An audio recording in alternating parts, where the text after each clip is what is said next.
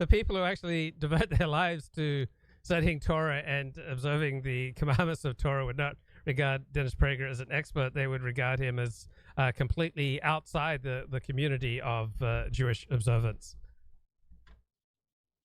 So there are scholars who talk about the world coming to an end, and there's a good book review about this in the New York Review of Books. Hastening the End, Adam Kirsch's Revolt Against Humanity is a survey of transhumanist thought, a diverse field united by cosmic pessimism. But what do the people who think the world's coming to an end have in common with Dennis Prager, who thinks the United States is coming to an end, right? They both catastrophizers. They both love the apocalyptic, right? They're both transfixed by the demise of all that is good. And what makes that so compelling for intellectuals is that it makes you really, really, really important, right? If you're able to see civil war going outside, I look outside, I see trees of green, skies of blue, and I think, what a wonderful world. But Dennis Prager is so much more wise than I am. He looks outside and he sees that we're becoming Nazi Germany.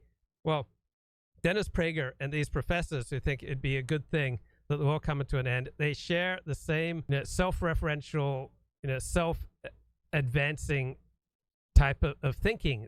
I'm really important because I am dwelling on and I am articulating and I am commentating on the most important thing that's going on in the world right now. All right. So whether it's civil war or the end of humanity, it's a look at me. I'm talking about the most important thing that's going on right now. You've got to pay attention to me. Now, I'm the one who can let you know what's really happening. Audm presents Hastening the End, published by the New York Review of Books, written by Mark O'Connell.